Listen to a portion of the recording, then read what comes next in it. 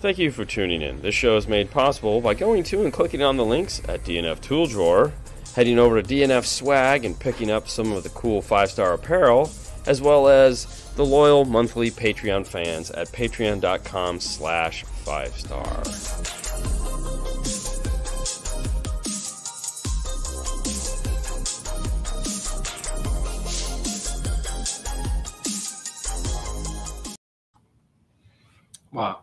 I know, there's no fade on that one. Hey guys, how's everybody doing today? I hope you're having a fabulous Monday. This Monday looks to be, well, it's going to be fun. We have a special guest tonight. Some of you guys may know who he is. Some of you guys may not know who he is. But by the end of the show, you'll all know him. And it is Christopher McNulty from Electromedia. That's right. And this guy right here, boom, special guest. Yeah, I know. We're excited. But before we get to that, we want to make sure that we give proper dues to you Clean Wire guys. Yes. That is this week's Clean Wire. For those of you guys that don't know, we do this little page called the 12-Volt Clean Wire Club. And on it this week, Fernando scoured the page and found some sexy, sexy wiring. Yeah. I mean, I'm not going to say he, doesn't have every single zip tie perfectly wired up there, but he does. And those look really, really nice. Whose is it? His name is Kenny.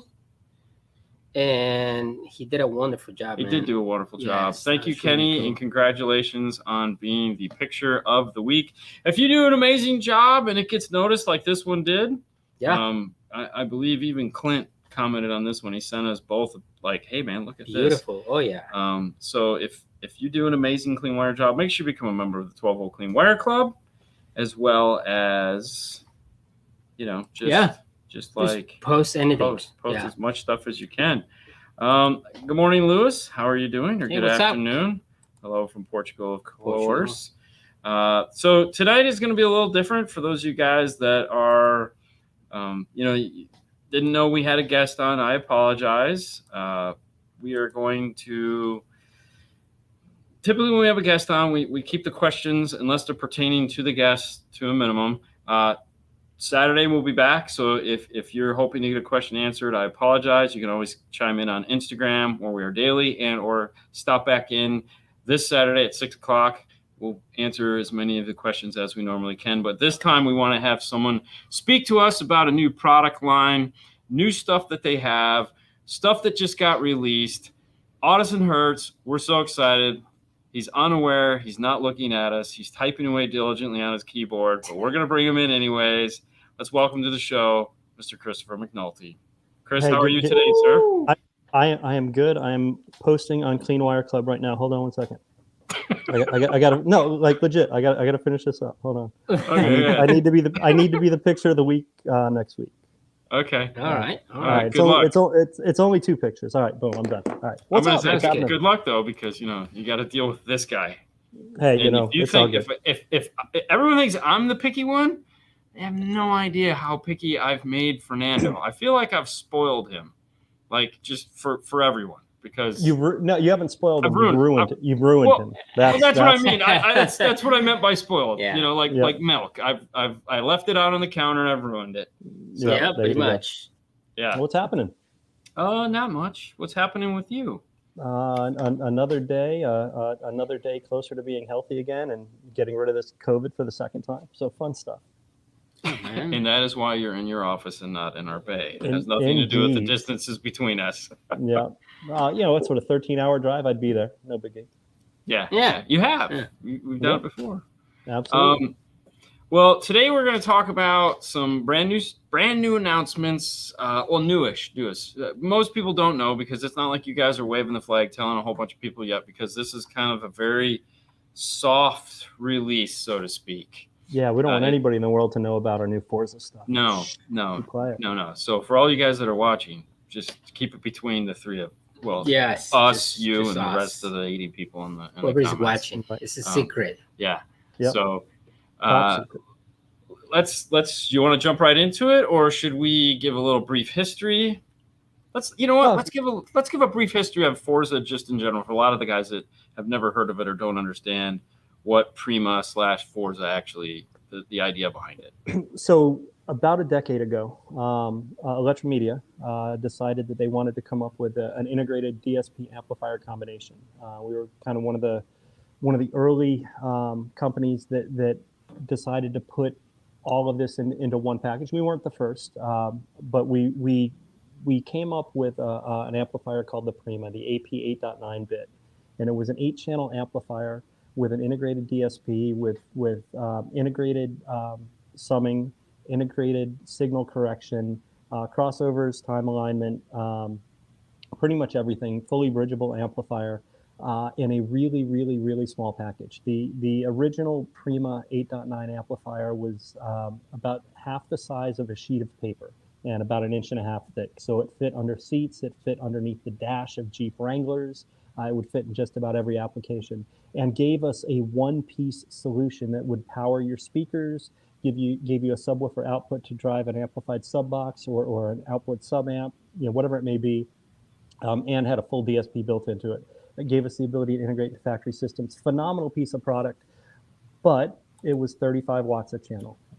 There you go. That's the original.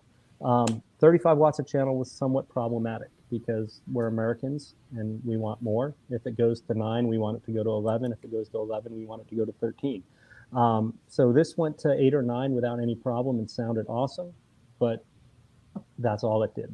And I had one of the first ones that came out. I installed it in the Mazda Miata, bridged it 4-channel, had 120 watts by 4, and it was amazing. I loved it. It was a great piece, but I just wanted more channels, more output, more flexibility. Fast forward to about 4 years ago, Prima grew up and got a big brother called the APF 8.9 bit, which was the Prima Forza amplifier. This amplifier, we debuted in Dallas 2017, I think, 2017, 2018. And it was 85 watts a channel. It was bridgeable to 260 watts on a bridge channel. You can tell the difference. It's a little bit bigger. It has the silver Audison logo. And it has been our best-selling DSP product since its launch. It has been a phenomenal seller for us. It's been a phenomenal performer for us. I've done 4 of them in a single installation. It has there's the software for it. Again, very much Audison. If you understand the way that Audison works, whether it was the bit 1 or the bit 10, the previous gear, this was very similar in output. It was kind of a scaled down DSP compared to some of the older stuff, but it still was super, super flexible and super capable.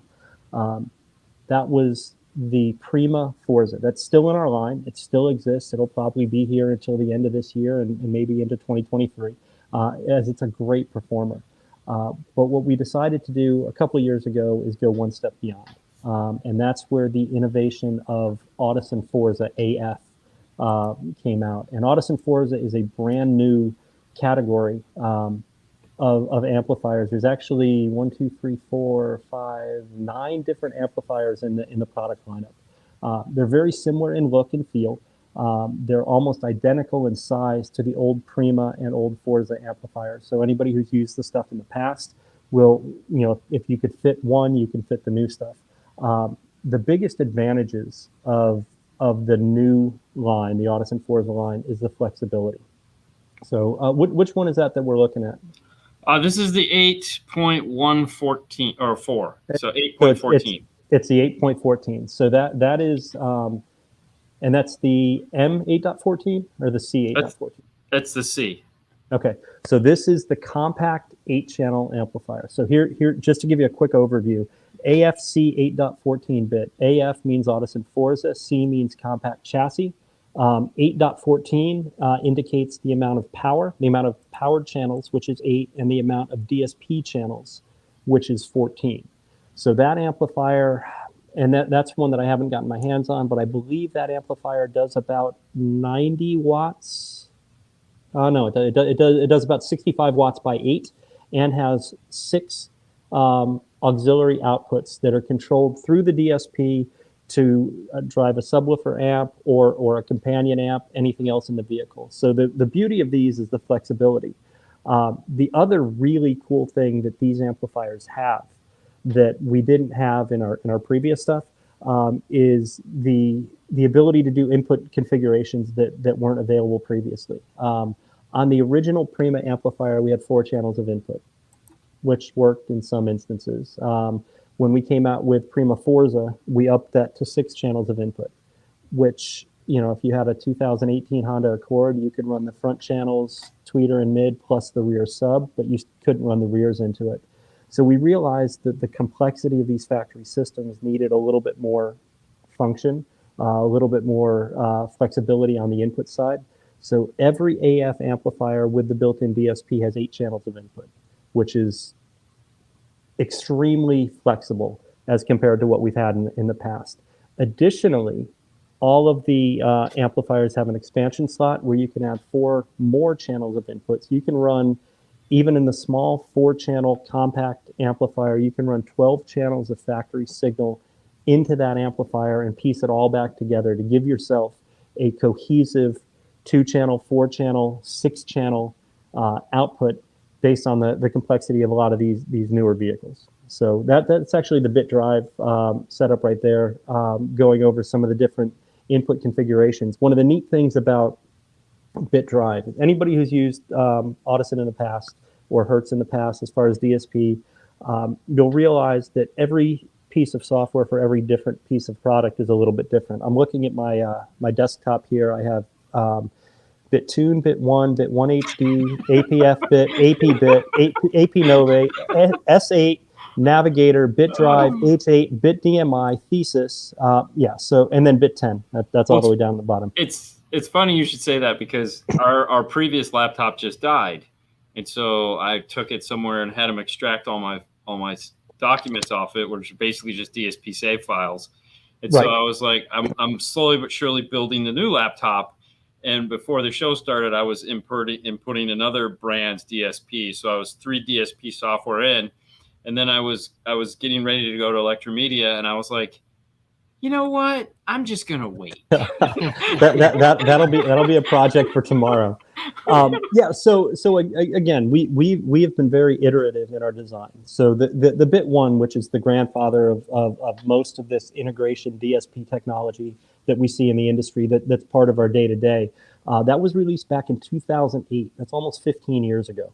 So we've been doing this for a long time. And as we've made changes, we weren't computer companies. We weren't an IT company. We weren't a software company. We've always been an audio company.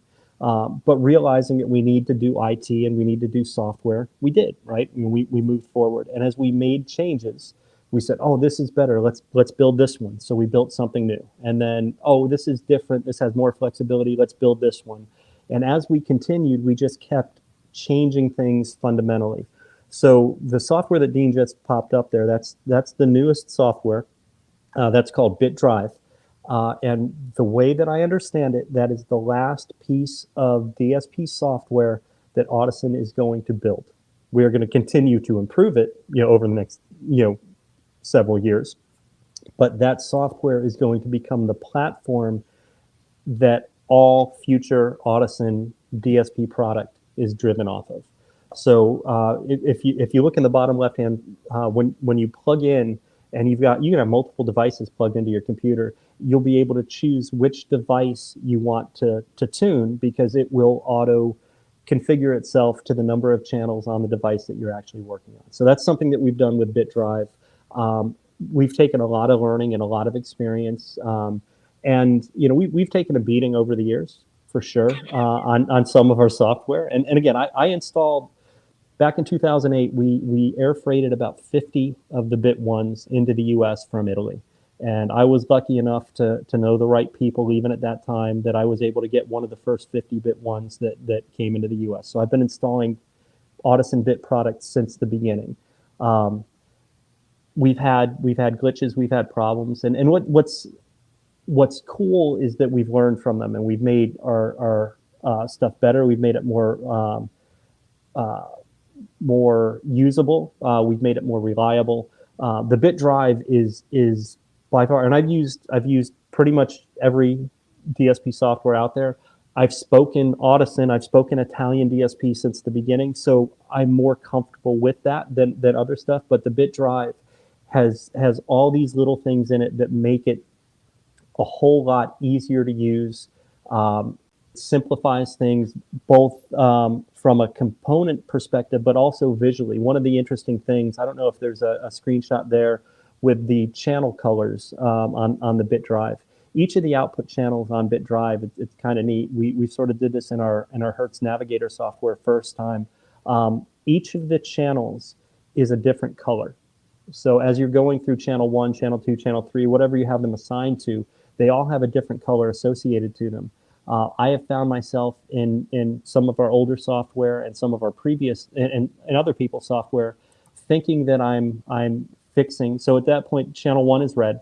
And as you go across, you can see the different colors on each of the other channels. But all the adjustments that are made on channel 1 are going to be made in red. If you go over to channel 4, it's going to change it to that mustard color. And then everything down there changes to the mustard. So if you misclick, you're still going to know, hey, wait, it's still red. I haven't made the change. So we've done a lot of adjustments to help with the visual and the actual user experience. And the fact that we've iterated our software, 6-7 times at this point, we've got a lot of experience to draw off of, and it's worked exceptionally well. So I'm super excited that I finally have my last piece of Audison DSP software downloaded on my computer. I still go the first of the month, and I did it this month, and I always do it. I go in and verify that I have the most current piece of software, whether it's our software, whether it's somebody else's. So that's my tech tip of the day. Make sure that all of your software is updated. Figure out a particular day of the week or a day of the month to go ahead and do that. It's important because Windows users. from a tech.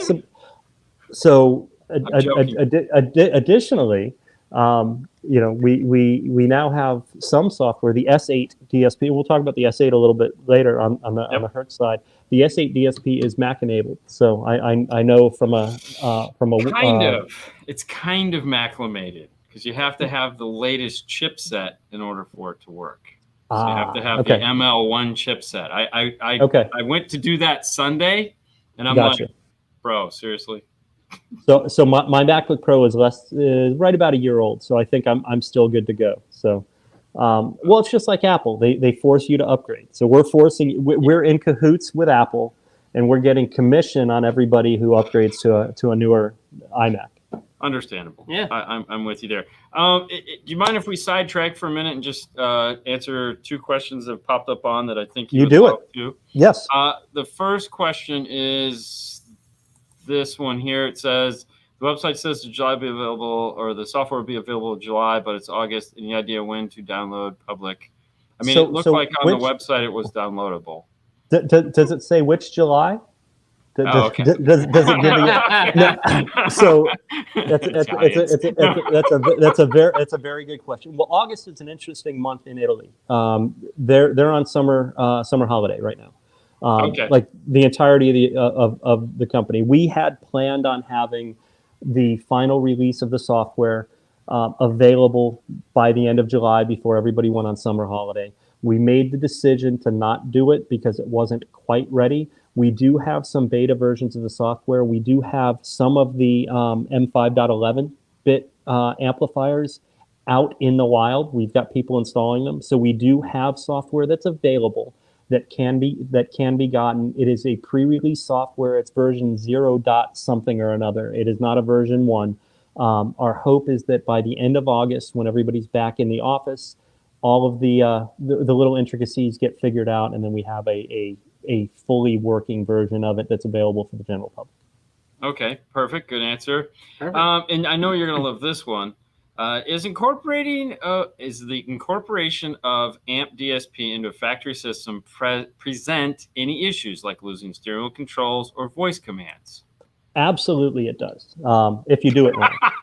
So, no reason to lie. So the biggest issue that you have when you're incorporating with a factory system, and the biggest advantage that you have when you're incorporating with a factory system, is that you don't lose those functionalities, right?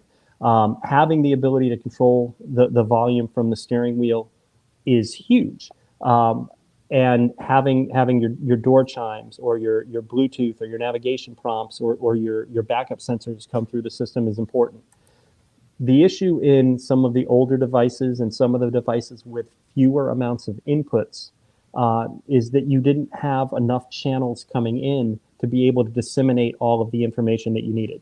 So we'll take that Honda Accord. The Honda Accord required tweeters plus mids plus that rear subwoofer to get full range. And with something like an Audison Bit 10, you couldn't do it. You didn't have enough channels. We would have installers out there measure the output from the rear speakers and realize, hey, that's full range. Let me go ahead and do that, instead of doing the tweeters plus the mids plus the sub. So they would wire everything up and they would tune it. They'd get the oscilloscope in there. They'd get in with the RTA. It would sound amazing. And then the phone would ring on the factory stereo. And they would hit OK to answer the phone. And they'd hear nothing at all. And the issue that they ran into is that in that particular radio, all of the Bluetooth information is driven into the front speakers. And they just took all of the input into this new system from the rears. And it sounded amazing. It played music phenomenally, but it didn't do what it was supposed to do. So that was one of the big reasons that on AF, we ensured that we have 8 channels of input to start with, bare minimum, and the ability to have up to 12 channels of input. When you get into something like these Land Rovers and the Land Rover Evoque or whatever, with 3-way front components, 2-way rears, plus center, plus sub, you're at 12 channels of input to start with. And if you want to retain all of that functionality, you need to have that amount of flexibility, and that's why we built it into Forza. So yes, the answer is it can cause problems. However, AF gives you the ability to eliminate those problems if you take the time and do the work the way that it should be done. Very good. Very good. All right, on with the show. Cool. No, those were both absolutely good questions. I knew you'd love to answer them. Yep, absolutely. So, but yeah, so quick overview on the line, on the Forza line. Forza is going to be a total of 9 amplifiers. I'm going to pull it up on my website so I don't misspeak as well. And the neat thing about it is the flexibility. So I talked a little bit about the nomenclature of a Forza amplifier. AF stands for Audison Forza. The next portion in the nomenclature is going to be the size of the amplifier, the physical size of the chassis, and that's going to be C for compact or M for max. So an AFC amplifier is going to be an Audison Forza compact. That's going to be available in 3 different amplifiers. With DSP, it's going to be a C8.14, which is going to be the 8-channel. It's going to be available in a C4.10. Which is going to be a 4-channel. So the 8.14, and I want to get the right specs. Since I haven't touched one, I don't know 100%. So the 8.14 is 65 watts by 8. The C4.10, which I think is going to be a really cool amplifier because of the flexibility, price point, size, to use as a building block for people who want to build a system and don't have all of the money to spend up front. This gives them a piece of product that they can put in the vehicle and start with and move from there. The C4.10 is going to be 90 watts a channel. There you go. Man, you're quicker than me. I'm trying, man. I'm trying to keep up. Yep. So those are the DSP compact amplifiers. There's also going to be a compact 4-channel companion amplifier. That's the AFC4D. It's going to be. Can I stop you there? Because you can. I don't want to, but you just brought up 2 interesting things that I really don't want to. Well, one interesting thing I don't want to glass over, but there's another interesting thing on here. First off, let's talk about the companion amplifier concept for a minute. Since we're on the 4.10, it's a 4-channel amplifier with a total of 10 channels of DSP. So that means there's 6 more DSP channels available to it. You are correct. Let's talk about when you just said companion amplifier, what you mean by that, because I think that's where the magic of all this system really comes in. And if I'm jumping ahead, I'm sorry. No, not at all. And for me, I've been playing with this stuff for a couple months now. I have an AFM 5.11 in my own car.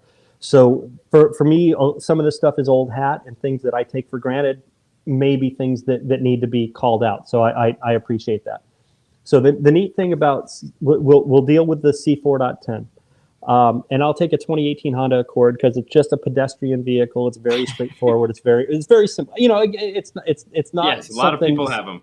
It's not something extraordinary. And now that they're 5 years old, I think you need to buy a Honda Accord. No, I bought a Kia. I bought a Korean car. I decided I wanted more reliability than Honda. I want to see in a Kia. Anyways, all right. So to answer the other question, right now we're giving you forum ratings. It's 90 by 4. Yes. 150 by 4 at 2 ohm.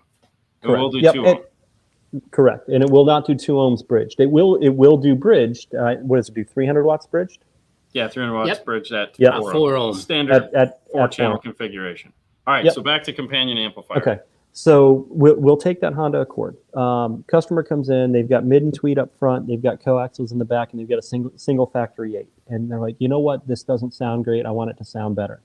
So you can install a C4.10 and run a set of component speakers in the front door. So you've got enough channels of input. You run the tweeters, you run the doors, and you run the subwoofer. And you can also run the rears in, but in this configuration, I'm not doing rear speakers yet. But at that point, you run all of those signals into this amplifier, and the amplifier can parse that, create a front, rear, and sub configuration. You're ready to rock and roll.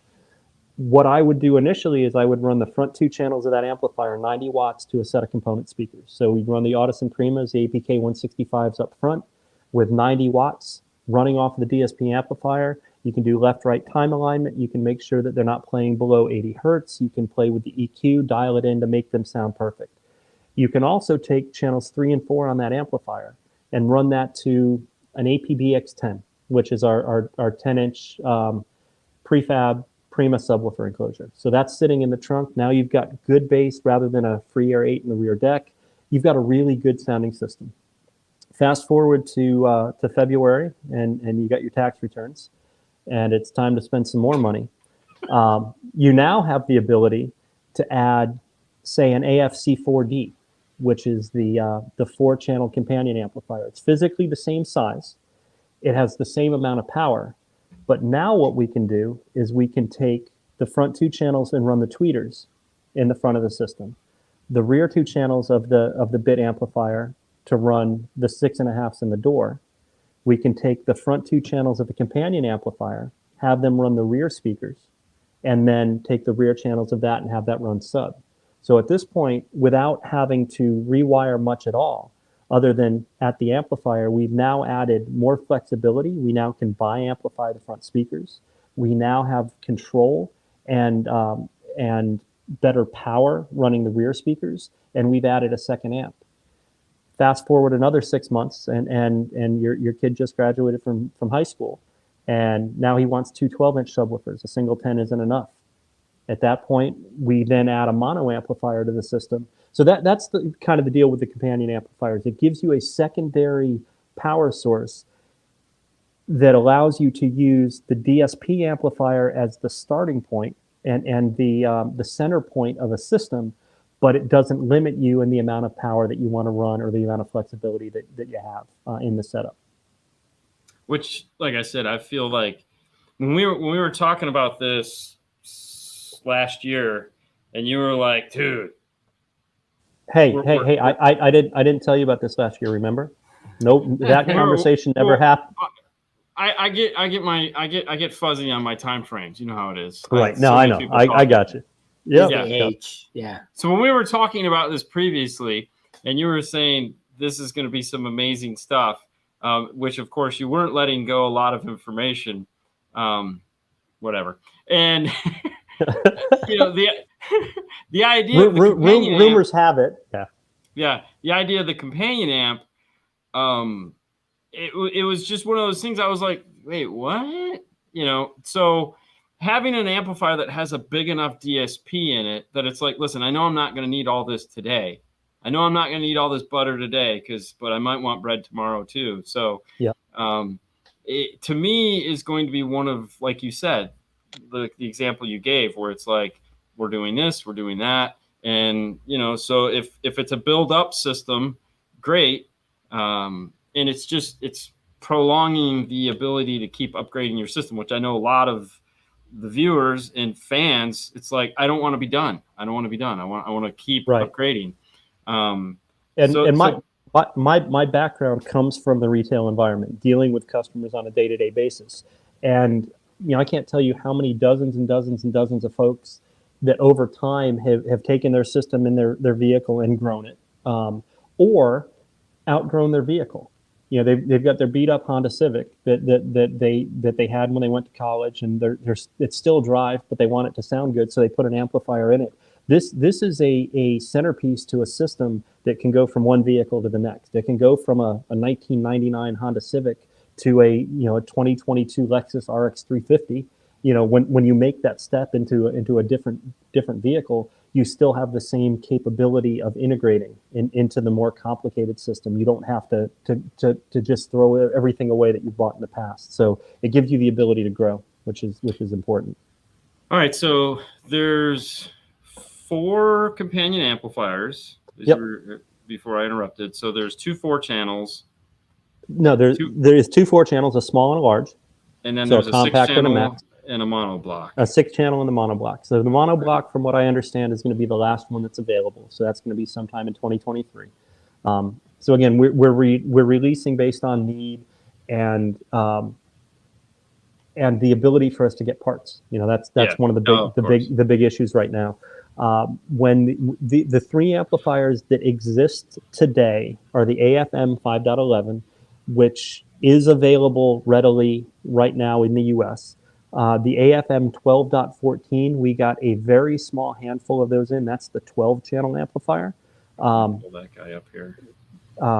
So that one is pretty slick. It doesn't have the same amount of flexibility after the fact, but if you know what you're doing, you can take that 12-channel amplifier. You can run a 3-way front component with rears and a subwoofer and be done. One amplifier can run all 9 speakers without any problems. So it's super duper cool. That one does exist, but we got a very, very small amount of those. And the C 8.14, I believe we got less than 10 of those that came in, because we prioritize the big 5-channel. And that's the piece that I have in my car. The AFM 5.11, 5 channels of power, 100 watts by 4, plus 600 watts at 2 ohms on the sub. It's got plenty of juice for just about anybody. I've got 2 10s in the back of my little Kia with 600 watts on it, and it absolutely rocks. And for those of you guys, not to interrupt, but for those of you guys interested in that, we do have a video that we'll be posting of Chris and I sitting in it in Orlando, and we talk all about it. So that video of the car he's talking about will be coming shortly, probably this week. That's an interesting picture that you're showing right there. So that's another piece of, I call them Project Pinocchios sometimes. That is the new DRC that you have up on the screen. That is a piece that is coming. I have a working prototype, and Dean's seen it. I had it at the show down in Orlando.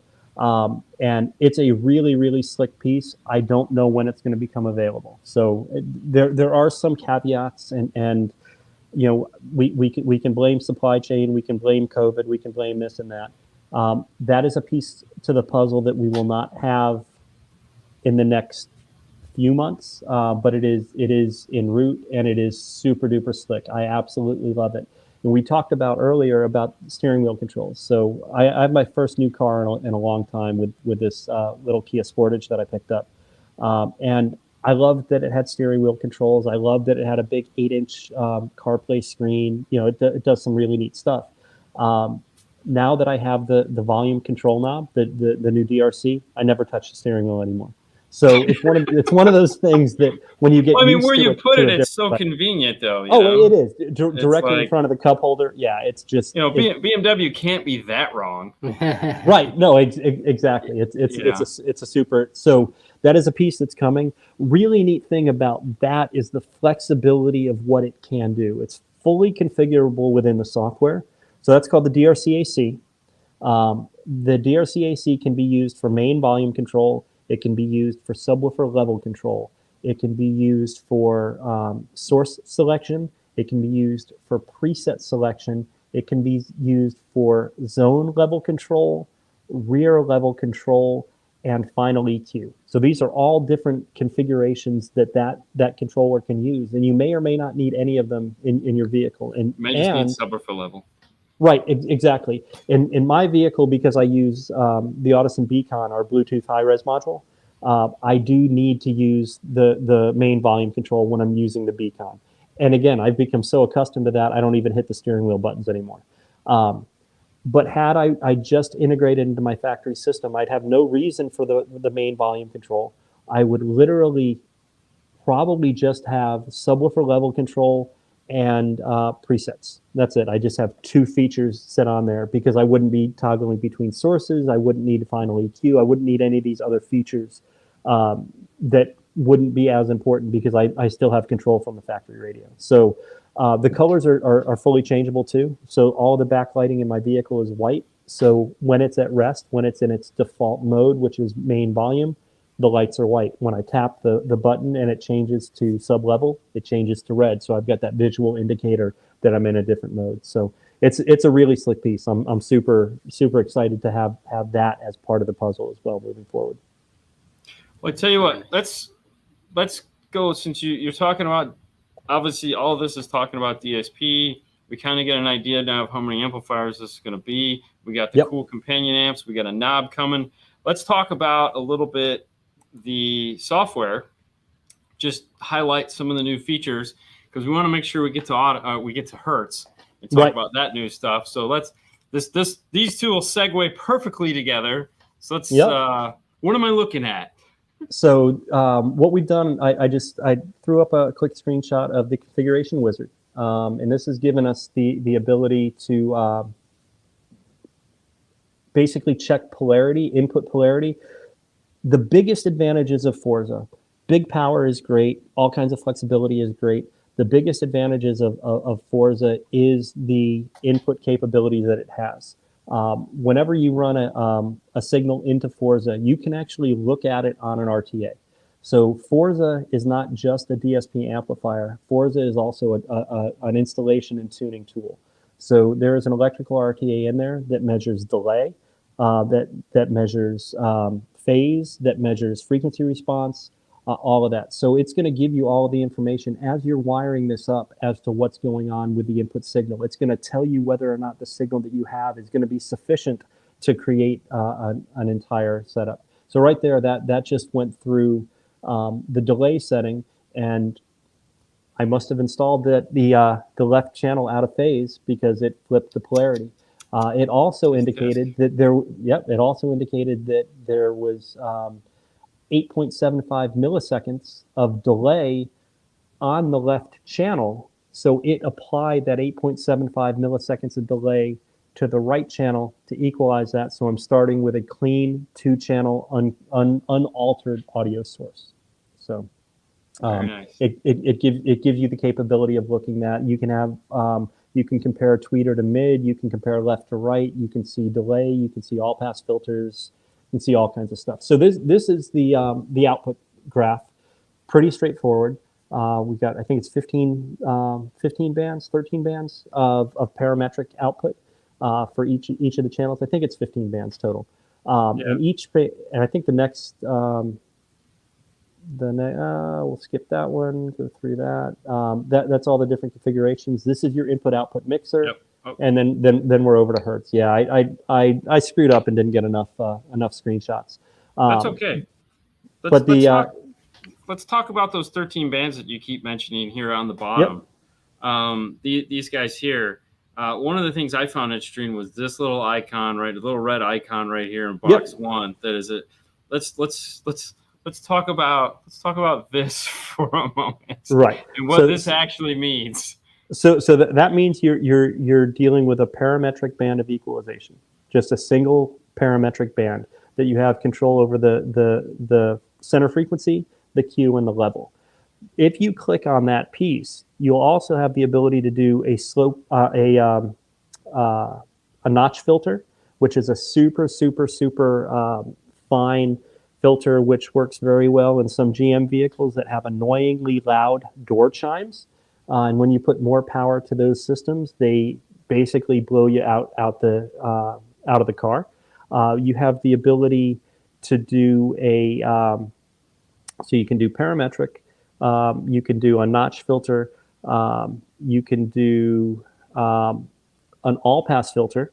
And what's really interesting is we're looking, I believe, at the output. Yeah, we're looking at the output right now. We also have this on the input side, so we can make those same type of adjustments on the input of the system to correct the input curve. So I'm clicking on my machine right now. So let's do this, outputs. So we can do a flat curve. We can do a parametric. We can do a shelf filter, which is a, so now we're looking at the mixer again. We can do a shelf filter, which is a filter that rolls off at the bottom or rolls off at the top to give you a little bit more boost or cut. And it's a far more flexible filter. You can affect a third of the listenable area with a single adjustment, where on a traditional graphic EQ you're dealing with literally 3%, because you're looking at a 1/3 octave over 31 bands. So we have the ability to do again the notch filter. We have the ability to do the parametric in either a first order or a second order. So we have the ability to create a situation in the vehicle where not only are we optimizing the sound for the driver, but we're also optimizing the sound for the other passengers within the vehicle. So for me, I'm normally the only one in my car. I really don't care about the rest of the world. But there are plenty of people who have to get permission slips signed when they when they invest money into a stereo system. And the hardest thing in the world is when you build a $5,000, $6,000, $7,000 stereo system that sounds amazing from the driver's seat, and the customer shows up and he gets in the vehicle and he loves it and he pulls it around front, and the wife gets in, oh, I want to listen to it. And she jumps in the passenger seat and she's like, you spent $6,000 for this? Because it sounds the same as it ever did, because everything that we have done in the past has been that optimization for the driver's seat. Well, she's sitting in the passenger seat. She's like, we just threw money out the window. The cool thing about having the shelf filters and the all-pass filters is we have the ability to really set this up so that it works for both the passenger and the driver. Now let's talk about again, side jagging on EQ specifically with these units, and one of the things that I thought was really cool. So we're talking right now, we're showing the main adjustment EQ. So channel 1 EQ, channel 2 EQ, 15 bands each channel, all those adjustments there. But previous to this, there was what we were talking about on this page, right there where it says input DEQ. Correct. So we have a separate, for right now, that is 2 that we're talking about, de-equalization package of EQ for each channel, correct? Correct. So every Audison bit product up to this point has done automated de-equalization. So it could sample the input coming in, and it can adjust an input EQ that will fix the input to flatten things out. And it worked effectively. It wasn't perfect, and some things tripped it up every once in a while, but you couldn't touch it. It did whatever it did, and it left it as it was, and that's the way that it is. The cool thing now is that is a fully adjustable part of the program that you can allow it to do the input EQ, and then you can go in there, you can make additional adjustments. The other really neat thing about it is, again, because we have an electrical RTA built into the DSP amplifier itself, you can make adjustments and actually see the adjustments that you make change electrically in real time within the software. Now, the other thing I wanted to talk about is, all right, so we have the first EQ, which is the DEQ. We have the main EQ, which are going to be the channel EQs, correct? This is going to be the channel EQ. What about global EQ? So top right in the screen, you'll see the final EQ. So we're talking 3 EQs stacked on top of one another for us Right. to make sure that we get this right. Now, for those of you kind of because I want to save time to get to Hertz. So just a quick explanation from Global is that we spend all this time adjusting all these channels. We have it the way we want. We get in, we listen to it, we go, I wish I had a little less this or a little more that. I can now get in and I can just adjust the tonality of the car fairly easily on the Global because it's going to apply its effect to all channels concerned. Absolutely. The easiest way for me to describe it is the channel EQs are, so if you go to a great steakhouse and they prepare your steak medium rare, everything's good to go. It's 120 degrees, just like it's supposed to be. But you want a little bit more out of the steak. You want some salt and pepper. You want some horseradish. You want some A1. You want some ketchup. I don't, whatever you want. Okay, foodie. Yeah, whatever you want. The final EQ allows you to put your spin on it without changing any of the things that we fixed within all of the individual input EQs and channel EQs. So we've set it up acoustically correctly, and then you put your spin on it and make it sound the way that you want it to. That's a cute little DSP. I like that. That is a cute little DSP right there. So this guy is actually super small, tiny, but it's super powerful. And that is one of the things that I know some people have questioned since it has been released, because it is not an inexpensive DSP by any stretch of the imagination, but because it is so powerful in such a small package. So let's give the 2-second tour of some of the things that make this DSP like wow, no kidding. So the coolest thing about the S8 is its physical size and the way that it's built. So it is a ruggedized DSP. It was built for a number of different purposes. It was built for the marine environment. It was built for side-by-sides, off-road. It was built for motorcycles. And it works in cars. And that's something that some people sort of forget. We've been talking about this piece for the last almost year. It was SEMA last year that we released, the information on it, showed it for the first time, and we had it in a motorcycle, and it became our motorcycle DSP. And it is the perfect DSP for a motorcycle. However, it's also the perfect DSP for a car, truck, minivan, boat, Polaris, Slingshot, Razor, whatever. It is a ruggedized chassis. It's got sealed connections. We did not, being that we put all of this technology in it, and it is not an inexpensive DSP, we also didn't run it through IP rating, so it is not marine rated, which costs more money, but it is ruggedized. So it was designed to be in rough and tumble environments. There's no connections directly on the board. It's all pigtails, which gives you a lot more flexibility from an install perspective. So the cool things about this is this has 6 channels of input, which is as many channels of input as anything other than our flagship DSP has ever had. It has 8 channels of output. It has a fully adjustable set of input EQs, just like the Audison Forza stuff does, and a very similar set of output EQs without the ability to do the all-pass filters. It's one of the advantages of Forza. But as you look down at the bottom, you see what looks like a 15-band graphic EQ. But if you right-click on any of those sliders, you get another window that pops up, and that gives you all of your parametrics. So you have the ability to change the frequency and the Q of each of those 15 bands. So many people will look at it, oh, it's got half as many bands as it used to, like a Bit 10 or an H8 DSP that it sort of replaces. It does, but each of those bands is probably 10 times more powerful because of the fact that you can manipulate them, and you can affect a far greater portion of the listening area with one band. Multi-channel mixer. So again, six input channels. You have the ability to assign in any way that you want. So from a flexibility standpoint, this gives you a lot of the things that you can do in Audison Forza. It's 6 channels instead of 8, so a few less. One of the things that S8 does differently than all of our other DSP devices previously. So again, this is a cool piece. So this is actually the input EQ.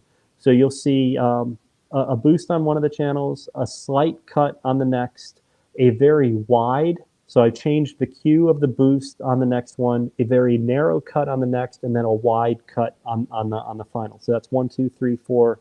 I used five of the 7 bands on the input EQ on this particular deal. So it gives you the ability to really dial things in. So from a flexibility standpoint, you've got a million different setups. You can set it up so that the graphic on the left is a boat. You can set it up so the graphic on the left is a motorcycle, and really dial it in. Another neat thing, there we go. Another neat thing about this is it is app enabled. So we do have an iOS app and an Android app, and that's what you're looking at right there in those pictures.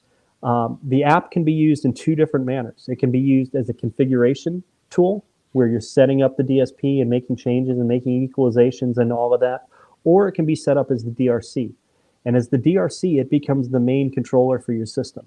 It gives you the ability to control volume, gives you the ability to control subwoofer level control, it gives you the ability to control your zones, your DSP presets, and your source input. So that's all done on the phone. There's no external device that you need to have and wire and mount in the vehicle. It's all on an app on your phone. So from a usability standpoint, it for no additional money, it broadens the capability. On our former devices, if you took something like a Bit 10, which would work in similar situations, if you wanted that control to be separate, you'd have to buy a $250 DRC.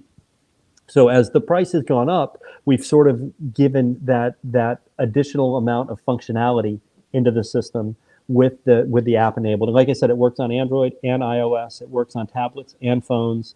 It works on Windows. And if you've got the newest Mac processor, it works on Mac as well. So I didn't even realize that. So that's good information for me to have. One other thing that I think is really cool about this one of the hidden features, hidden gems as it were, is this has turn on and turn off adjustable delay for the remote turn on. So this is one of those things where it's something this small and there's some really back end features that because you can download it to your device today and start playing with it. It's been out for a couple months on the App Store. Yep. But when you start pressing buttons and seeing what all this can do, it's probably the most it's probably one of the most powerful small DSPs out there. And it's conformal coded, you said, right? It is. I'm not. It is ruggedized. The ruggedized. phraseology that we're using is it is ruggedized. Ooh, so we didn't run it. Phraseology. Yeah. So here's another really neat thing about it. So it has a limiter built into it. No, it's conformal coded. Is it conformal? Okay, cool. Yep, there we go. I was gonna say I could have sworn I saw that somewhere. Yeah. So there's also a limiter built into this, and what the limiter does is it makes sure that it can't clip its outputs. You cannot run a clip signal if you have the limiter turned on.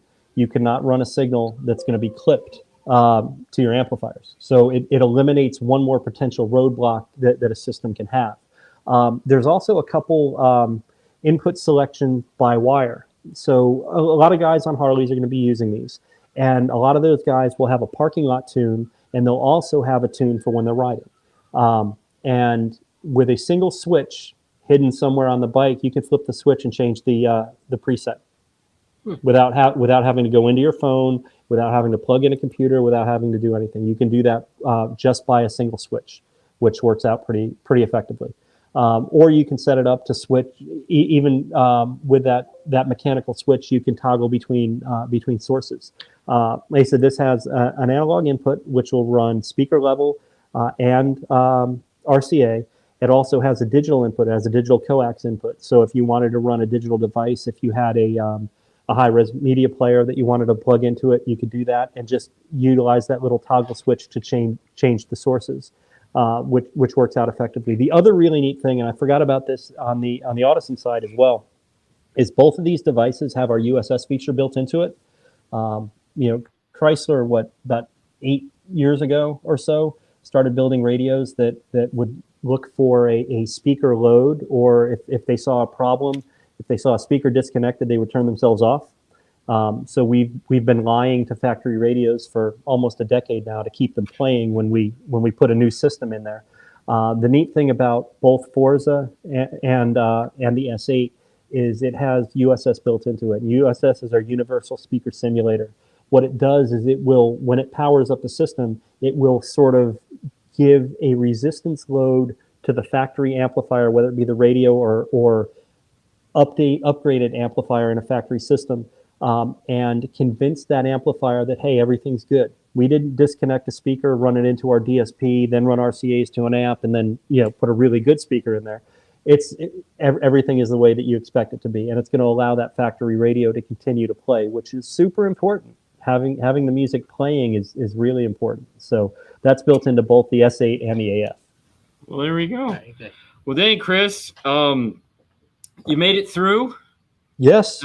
That's I know there was probably more stuff we wanted to talk about, but that takes us to the hour.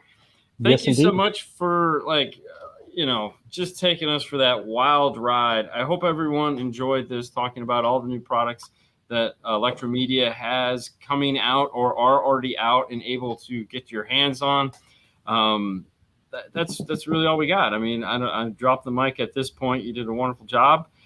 Thank you, everyone, for tuning in tonight.